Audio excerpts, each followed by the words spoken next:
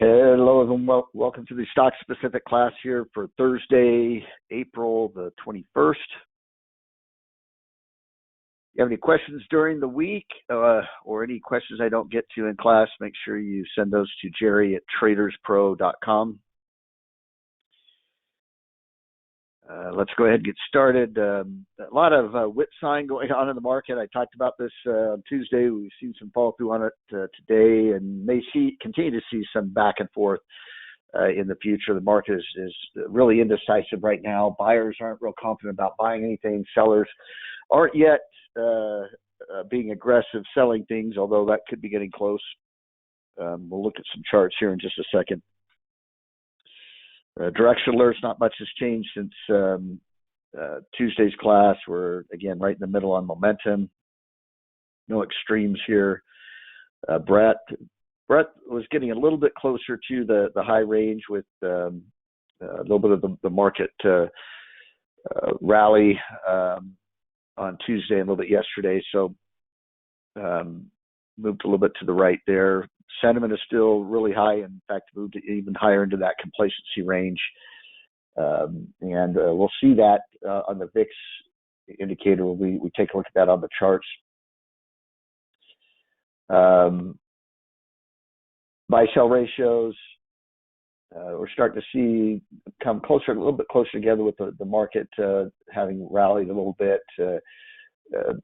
Possibly seeing the buys outpace the sells, although if we do get another downturn, which is what the chart is maybe showing us, we might see this split right here where we see sells turn around and go right back up and buys turn around and come right back down. So it just depends on if there's any follow through to the chart pattern that's developing. Sentiment, again, right in the middle here, nothing extreme yet as far as that particular sentiment indicator is concerned.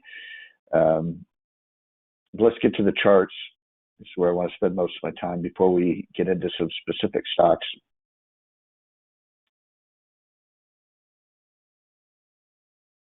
Hold on here.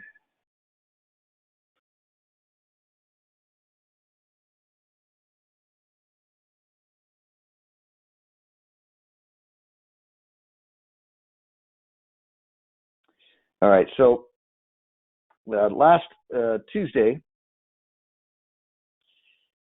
we were dealing with this little rally right into here. So we're rallying back up.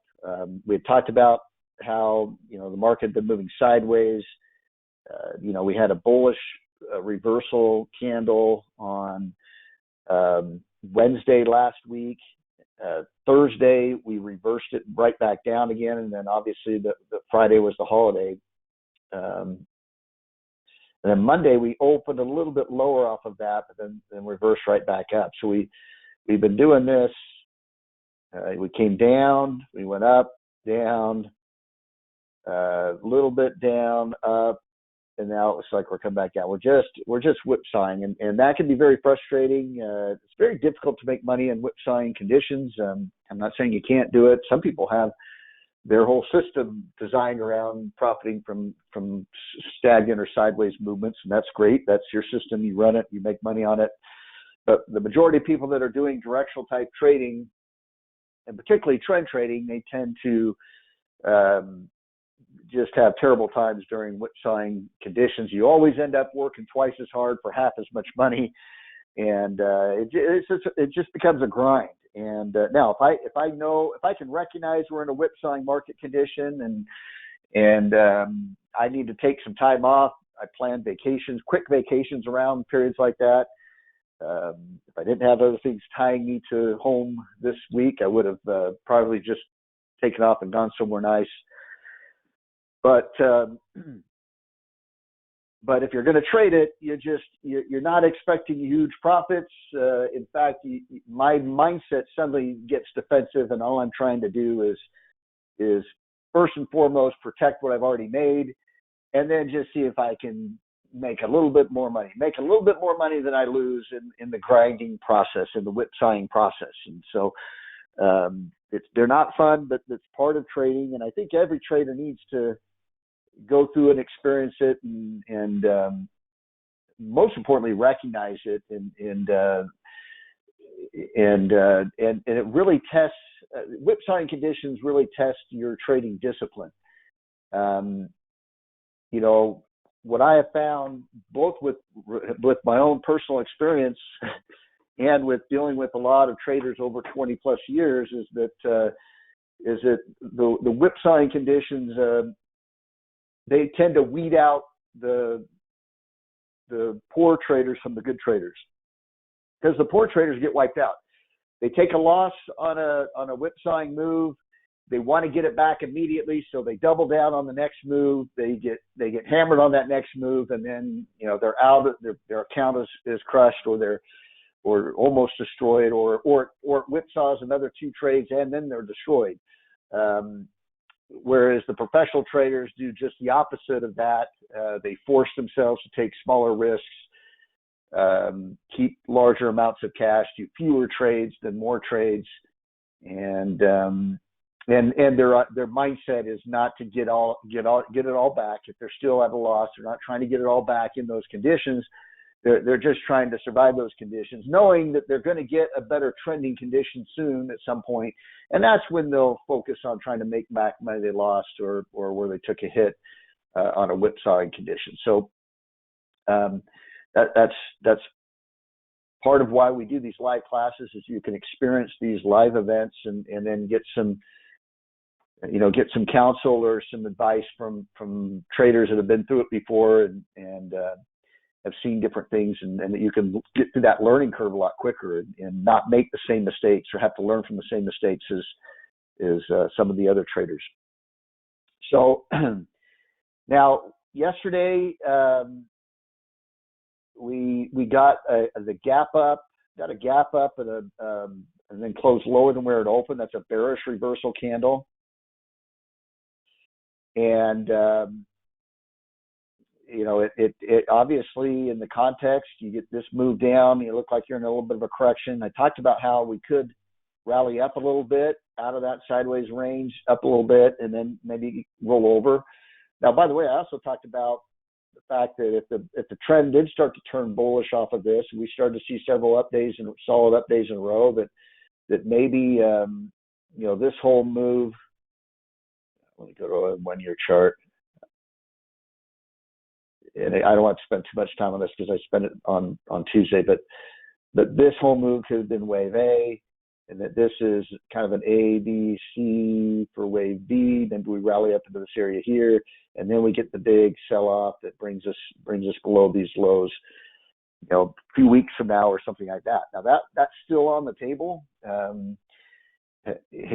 You know, it with all these, believe it, this could still be wave A. This could still be wave A of B, but this could be wave A, B, C of that B, and then you get wave C of this B. I know I'm really confusing people now, but those of you that know L8 wave can recognize that pretty immediately. The bottom line, though, if you don't understand some of the stuff I'm drawing here, that would have been, that this would. So this would be the bottom line is that we could still whipsaw back and forth during this whole period right into here.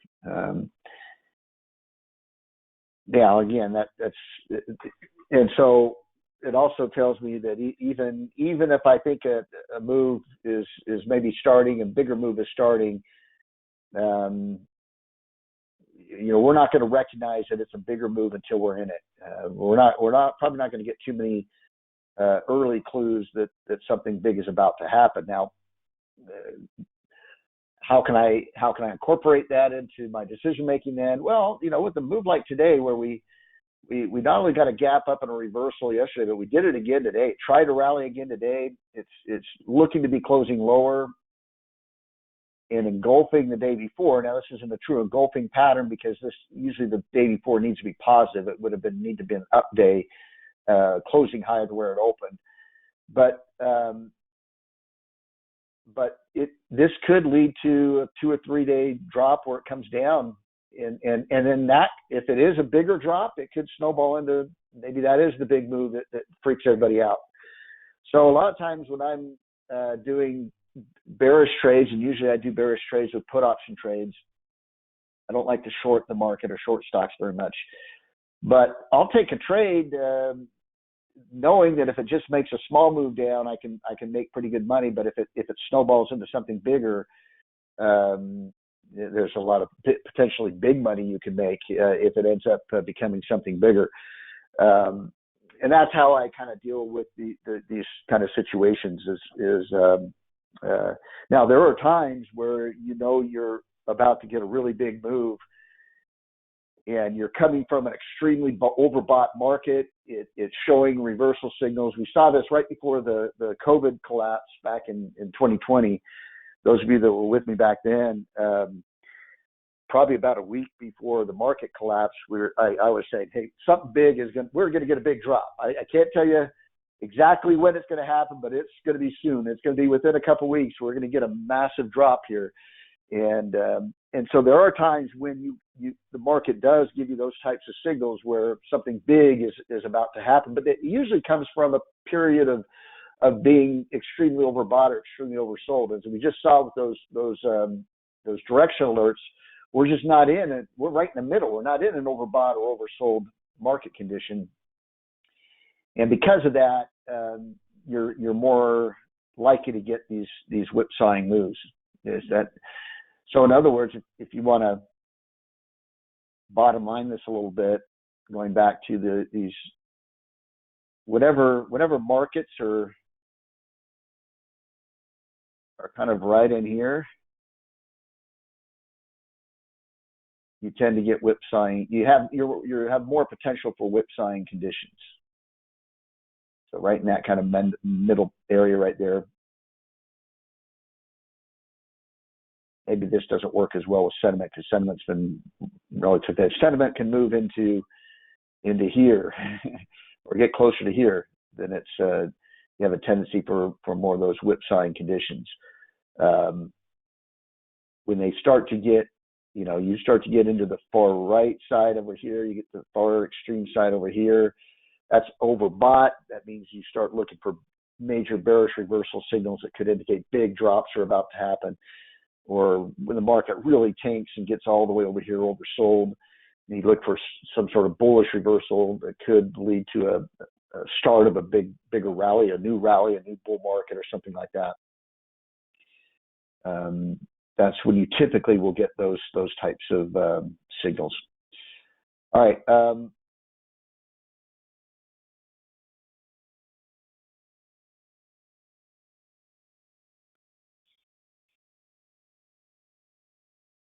So, and I think what adds to, the bearishness I'm feeling today with the move is that just about everywhere you look, you're seeing bearish movements. And in fact, even on oil stocks are dropping today.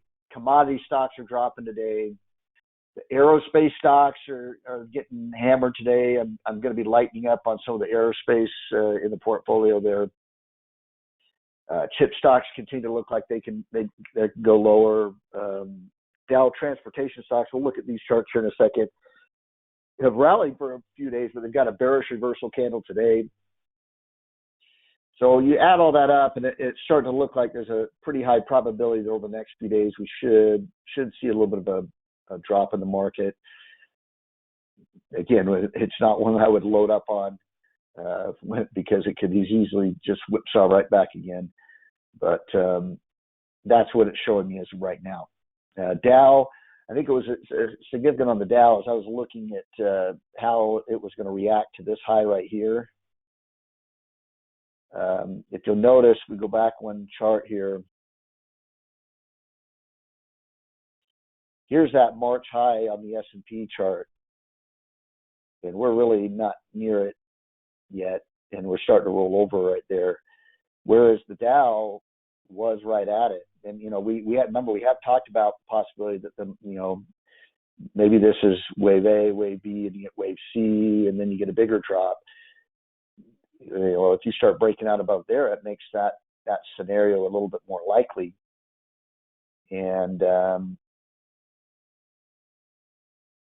Dow was it was right there, it did actually have a little bit of an intraday high above there, but it reversed right there. So, if it flips back again, and in the next few days we see the Dow move up above that March high, we have to factor that into our decisions. We have to say, hey, look, maybe the Dow is showing us that this scenario that we rally up into this area here and then maybe roll over is maybe more likely.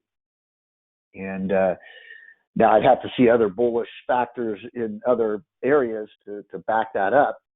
And you don't always get everything lining up. That's another thing with these clues I'm going through. I'm not real big on checklists, making a checklist and saying, okay, Jerry checked this, he looked at this, he looked at this, he looked at this. If all these things are saying the market is bullish, then I'm going to buy. If all these things say the market is bearish, I'm going to sell. I'm not a believer in that, because very rarely do you ever get everything on your checklist. And oftentimes you'll get conflicting signals, and that's okay. What you want to do then is say, okay, how are there more signals that are signaling a move up versus a move down? And if so, that's where I want to be leaning. I want to be leaning with the probabilities or with the majority. And so again, if you're keeping a checklist of some sort, I'm not anti-checklist. I just don't do it myself. And don't ask me to create one for you, because I don't use one. But I just kind of tuck it away in my mind. This is bullish, this is bearish. And then you're just kind of weighing, is it leaning more towards the bullish side or the bearish side? Sometimes it's leaning pretty far. There's a lot of things pointing to a move down and a move up. But you'll always get some conflicting thing. And you should be looking for some conflicting things. Another thing that can happen as part of human nature is if we start to see the market as feeling a little bit bearish, you start to try to look at everything pointing to a bearish move. Yesterday was a good example of this. Everything was pointing to a bearish move, but the VIX went lower with the market going lower. The market was actually, this S&P was basically flat. It was slightly lower at the close yesterday, but the VIX was clearly lower at the close. Now, what I've been telling you over the years, whenever the VIX and the market are moving in the same direction, you want to pay attention. And with the VIX moving lower, significantly lower, even though the S&P was barely lower, it was telling me that professional traders weren't really afraid of the drop that day. They weren't scared of the drop. Well, that tends to be bullish in that context, that they're not feeling the need to hedge their positions. Now, they're hedging today. The VIX spiked up a little bit today, but that was a little bit of a bullish signal. It was a small bullish signal, and there were much more bearish signals that were going on yesterday. But I can't just throw that out as and ignore it, or say it doesn't matter. It was something that I did incorporate into my decision making, and what it did was it just verified the frustration of the whipsawing conditions. It's like, okay, that just means we'll probably rally tomorrow and continue to whipsaw. And we did open higher today, so maybe that had something to do with it.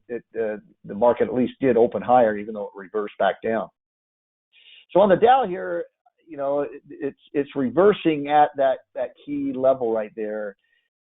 Bearish engulfing pattern right here. So that's indicating that we should see a downward move, at least in the Dow. These are very short term, and again, it would depend on how they look at the close. If we rally all the way off the close and or into the close, and that changes the way that candle looks, then it could change the expectation of what might happen tomorrow. But NASDAQ 100 is really having a tough time today. In fact, it's breaking below the bottom of that sideways range there. And again, typically this is a leadership index. Tech tends to lead, and when it's having a bigger percentage drop than the other indexes, that's not a good sign. Same with the Russell 2000. Russell 2000 is down over 1%. Qs are down about 0.5%. Dow is actually up up slightly now. Again, that's a little misleading, and I don't know how that is incorporating that into. That must be a delay somehow, either on the candle or the. That doesn't make sense because the candle is below yesterday's. It should show it that it's down. Maybe this is off a little bit, but anyway, it's not down that much compared to the other indexes. S&P down 1/3%. So yeah, again, the Russell 2000 tends to be a leadership stock, down 1%. Bigger drop here, and again, you can see that kind of choppy as it tried to rally, and then bam, it looks like it's getting ready to drop.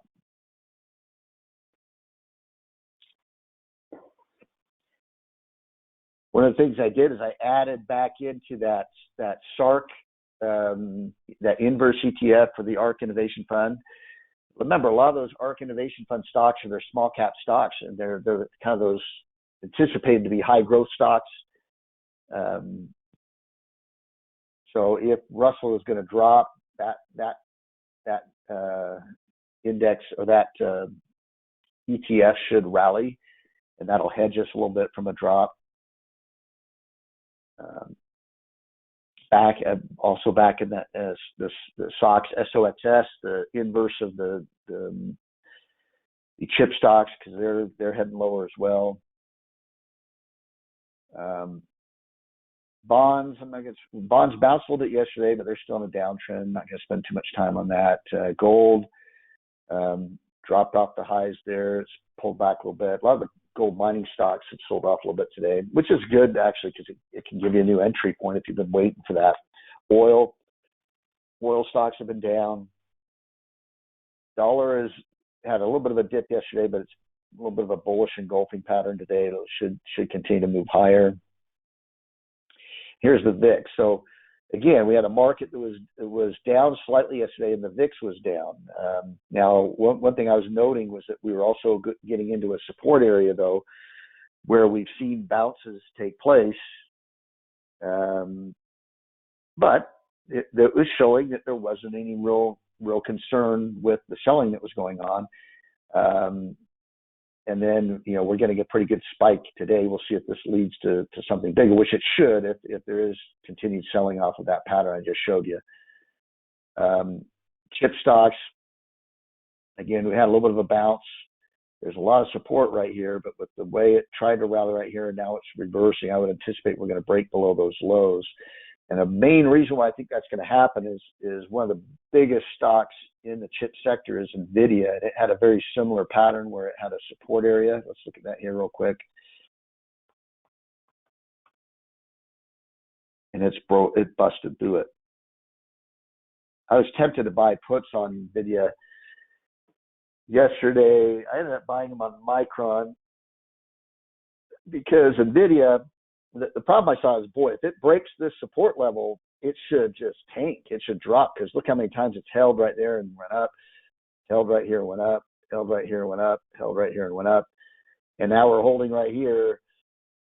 If you break it, it's going to really drop, but you also run the risk it goes up again, especially in a whipsawing market condition, remember? And there it broke it. But remember, we just looked at the SMH. It hasn't broken it yet, but I think this is leading the way. I think with Nvidia breaking its support, you're going to see the SMH break that support. I think there's more downside for a few days on the chip stocks. So you see right here. So it had bounced a couple times off of this. But I think this ultimately is going to break below that. And I did put option on Micron. Had this little bearish shooting star candle, and I've dropped down, but I think ultimately we're gonna at least get down to these lows or break those lows. So I'll probably hold that for at least another day or two. Wait, today's Thursday. Maybe only another day. I don't like to hold it over the weekend, but maybe I'll hold it to tomorrow and see if it has any further drop. But you can see that It's definitely bearish. You're seeing a clear downtrend in chips. Here's a move down. Here's a correction. Looks like we're getting another move down. This is supposed to be leading the markets, leading. So if it's leading its weight. It's leading everything down is what I'm gathering from that. Transportation stocks had bounced, had rallied. Had this bearish, there's a shooting star, bearish reversal candle. Tried to shake it off, opened up higher right here, but now we've got a big bearish reversal candle. And we'll see if there's follow through to that. But that, again, that's pointing to a downward. At least, again, from a probability standpoint, transport should drop off of this. Maybe only for a day or two, but it should drop off of that bearish price action.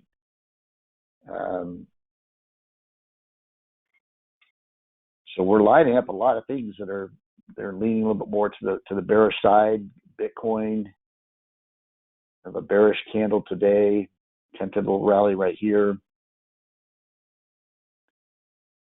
I mean, we can go on and on. I mean, gold miners, GDX. I talked about that. They look there. They've had a big drop today after a nice little rally.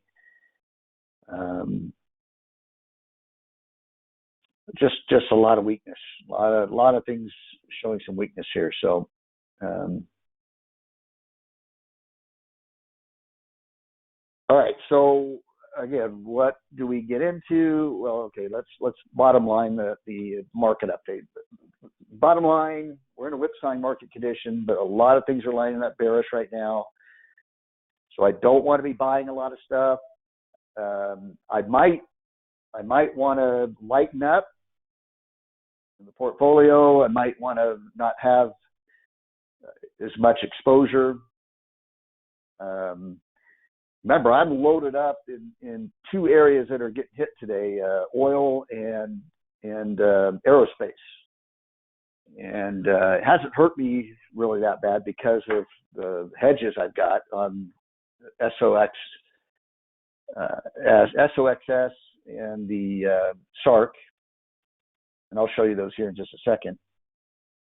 But I've got to decide whether I want to lighten up even more and go more to cash. Now, another thing you do, though, in these conditions is you can look for specific stocks, but what you're doing is you're just trying to find stocks that have pulled back, that have nice pullback patterns that could, if it does recover and start to go back up, that you could look for an early entry to get back in. So we're going to look to see if there's some stocks that have high strike ranks that are pulling back on the selling, that look like there may be in wave C of an ABC pattern or something like that. Not ready to buy yet, but we can throw them in the watch list, and when they go back to a buy signal, we can consider them for a trade. Remember, all these things we're putting in the watch list doesn't mean we're going to trade them. We just want to have a list of good companies that are ready to go if things look good and we want to get aggressive. And we don't want to start looking for good stocks at that point. We want to always be looking for good stocks. And in that process, though, you're going to find good stocks, and you're going to decide not to get in, and it's going to take out. They're going to miss it. There's some of those that have happened where it's like, I wish I would have gotten into that one. That's part of trading. Just deal with it. It's just don't get too emotional about that or too frustrated about that.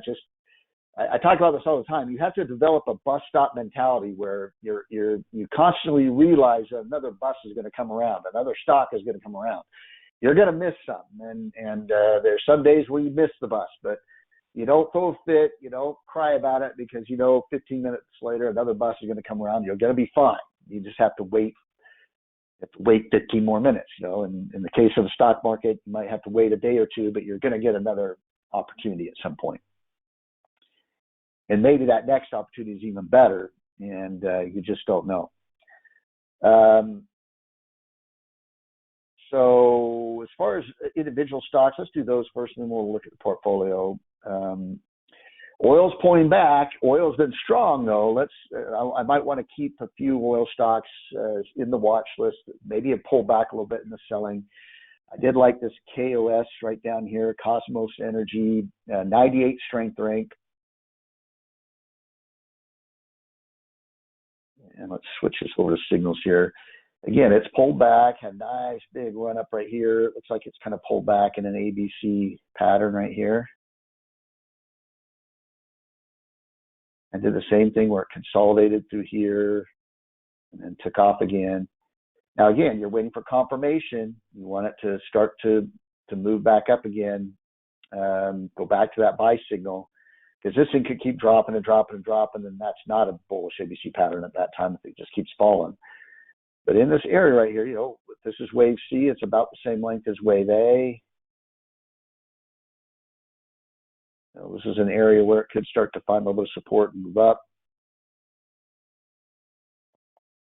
We'll throw that in the watch list.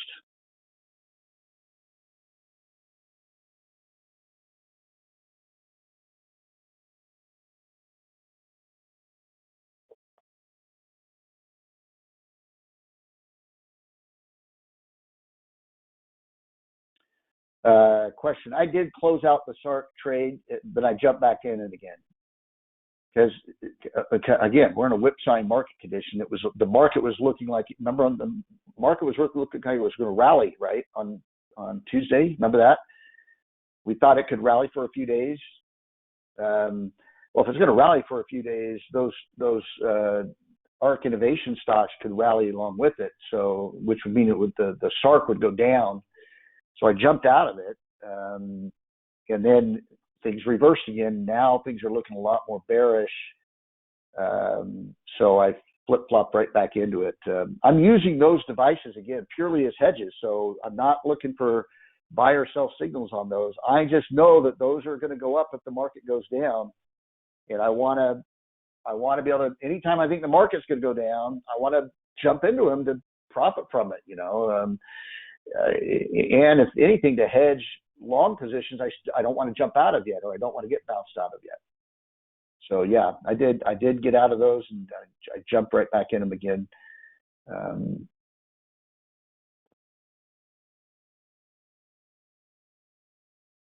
I might do that with individual stocks as well. And again, it's the curse of reading price action. If I know that it could pull back for a few days or something like that, I don't like to just sit there and watch it pull back.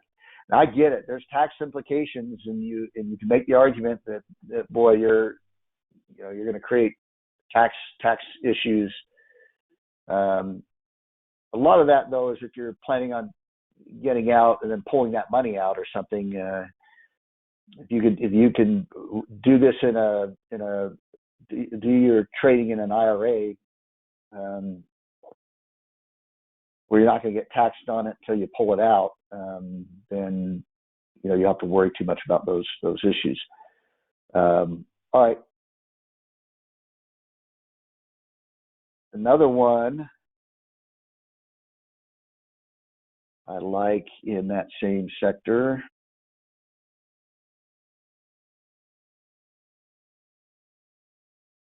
is TELL, Telluron.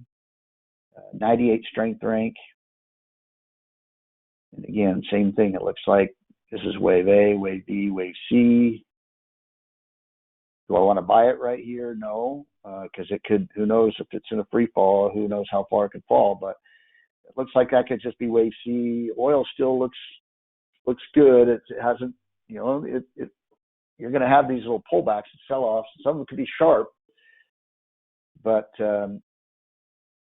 I think this should continue to trend up, but I'm waiting for it to start to go up first. Wait for it to go back to a buy signal. And so I want to have that in a watch list ready to go. If oil starts rallying back up, I got some trades I can jump right back into. So let's add that to the watch list.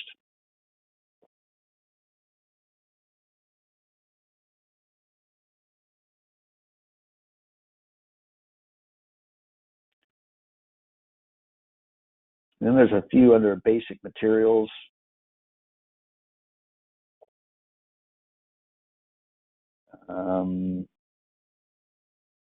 CF Holdings.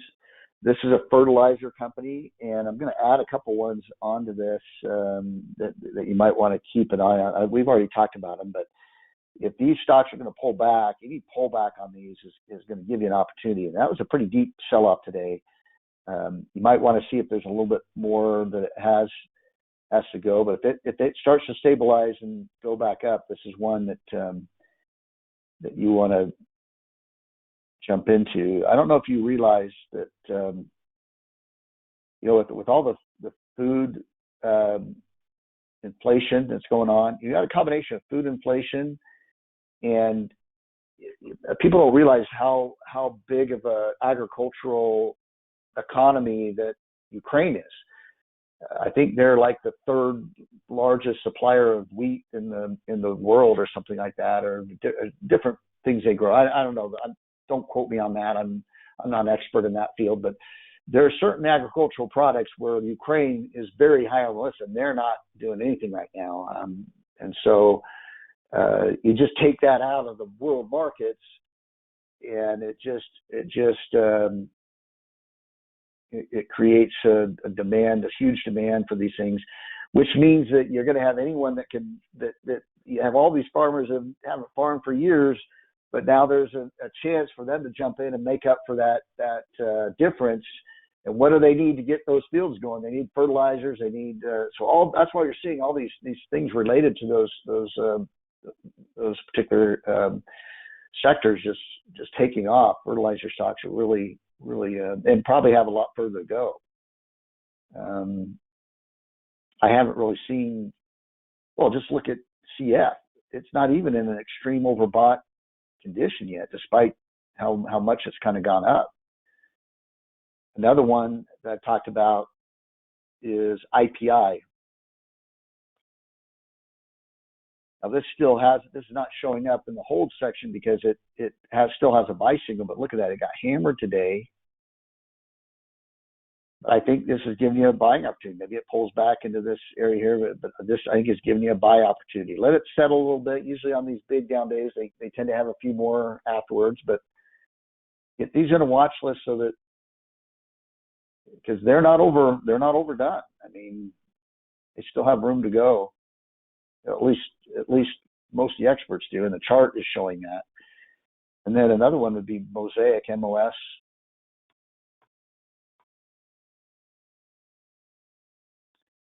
This one will go back into that hold signal. It had been at a buy signal. It'll go back to a hold signal. Again, all these are getting hammered. Happens. Look at this. It dropped down here and then took right off again. So wait for that to kind of stabilize again, and then, and this is giving you that chance to get into them.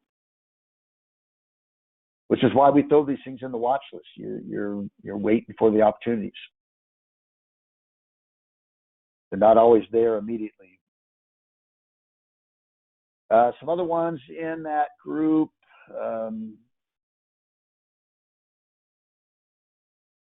Cleveland Cliffs, CLF. I think I already might have this already in the watch list, but I like that kind of pullback. It's down today, but you're waiting for confirmation anyway. I think we're waiting for confirmation on that anyway. Now I did stop out of this one today, but yeah, I could get back in it again if it. I wouldn't mind getting back in it again if it can move back up again. But U.S. Steel X. The reason why I got stopped out is my stop was right below here. So this could just be wave A, wave B, wave C, and it can find some support, start to move up again. But I still like the overall pattern there.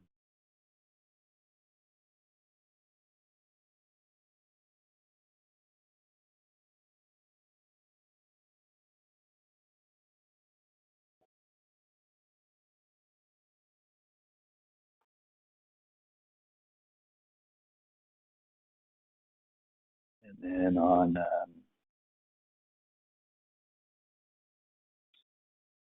and then another one here, basic materials is FCX. It's under a 90 strength rank, but FCX is a way you can kind of play gold and in the miners. That's a pretty big drop, though. I don't know. That's pretty ugly. Maybe let's hold off on that one.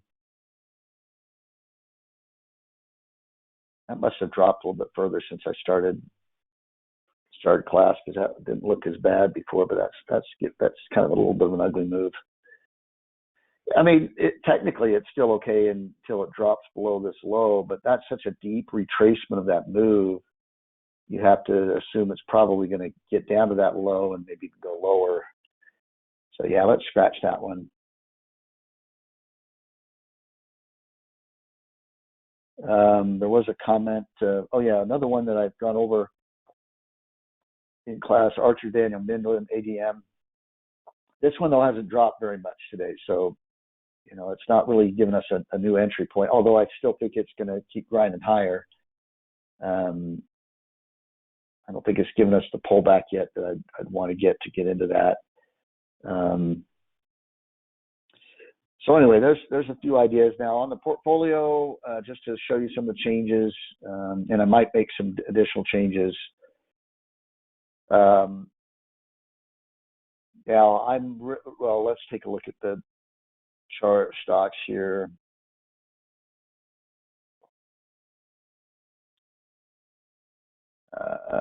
OAS is an oil stock. I might just go ahead and stop out of this one just because I don't want to have as many oil stocks now. And that was a pretty big down day there. I still like the consolidation pattern through here, and I can jump back in it again.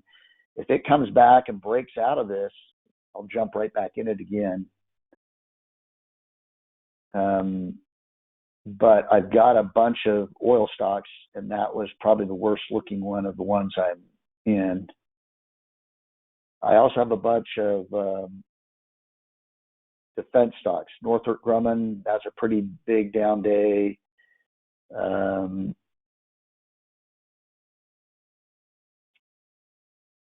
LMT, Lockheed Martin.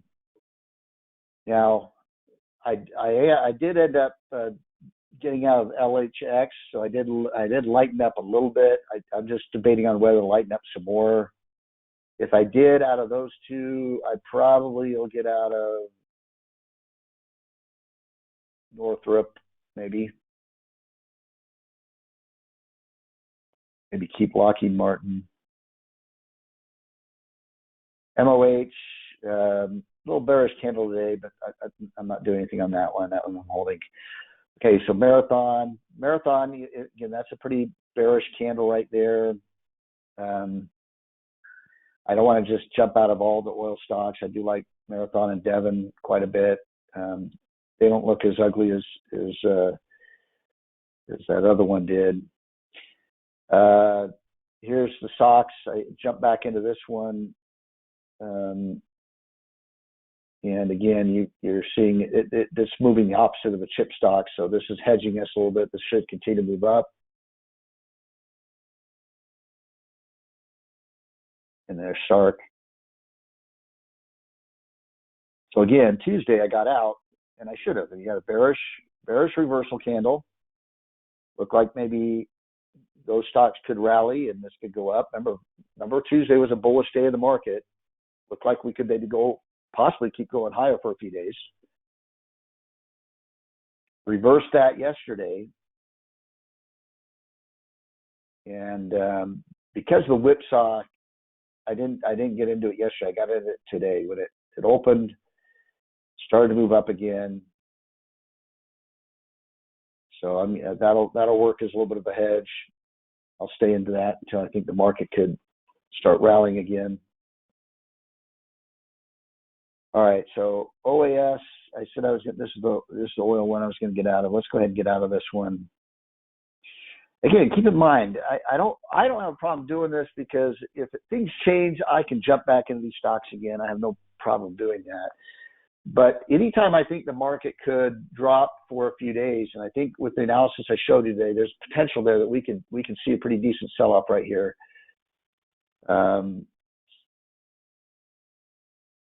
And just to double check, let me just look at I've been talking for a while. Let me just look at the S&P chart. Yeah, it's still looking pretty bearish. And I just want to have a little bit of a bigger cash position. So I don't want to just get rid of everything, but I am a little overexposed. I've got OAS, Marathon, and Devon. I want to keep Marathon and Devon. So I'm going to get rid of OAS. I've got Northrop and LMT. I think I said I was going to get rid of Northrop, lighten up a little bit on that. And MOH is the medical stock that seemed to be okay. It's down a little bit, but it seems to be okay. And that would keep me diversified. It would keep me a good cash. I should be about a 50% cash position. And I'm hedged. If these do continue to drop and the market drops, these two should go up and make up for that. So for this condition, I think that's a good balance. So I'm going to go ahead and do that.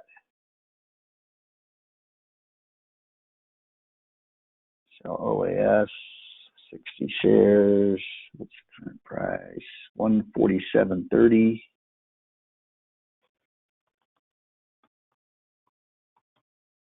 So I got to lose about $50 on this. That's all right. And then Northrop.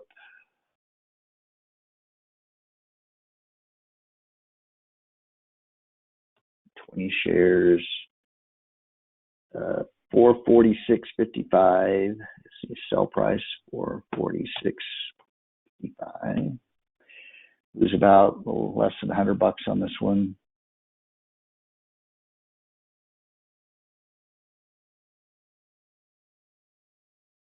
I think that's it, right?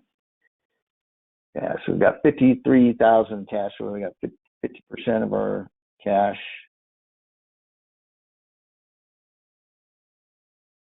Yeah, we'll see. Well, I think that'll be a good balance there. All right.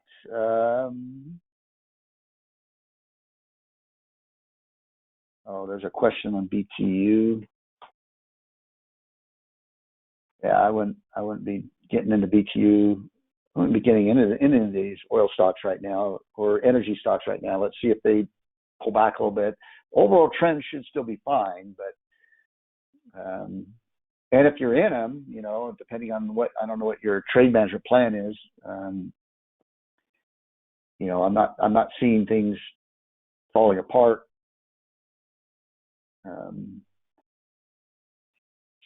But like I said, I don't know where your stop is or your trailing stop or what your exit strategy is. But they could be in a little bit of a corrective mode for a few days, and so it's possible that they could drop down a little bit further. But the overall trend is still intact right now. Still in an uptrend.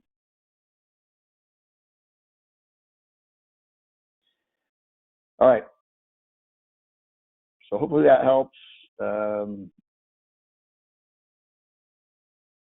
Let me just wrap things up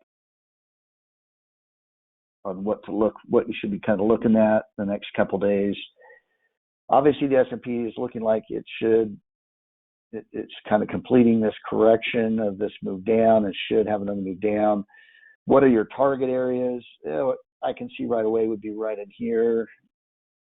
Obviously, it could come down to these lows. Remember, there's a lot of buyers right in this area right here. So if it does dip down to that far, if it does come all the way down here, you'd want to see if it bounces or showing any signs of a bullish reversal, because we do know that there are buyers down here. They pushed it, they reversed it right here, they pushed it up right here, they pushed it up right here. But they did the same. They did push it up right in this area right here. So that's a smaller target. And that could get there within a day or two. It could get there pretty quick if there's a little bit of panic. What if it flip-flops? What would be flip-flop things from looking bearish to bullish? Well, I'd go back to the Dow chart.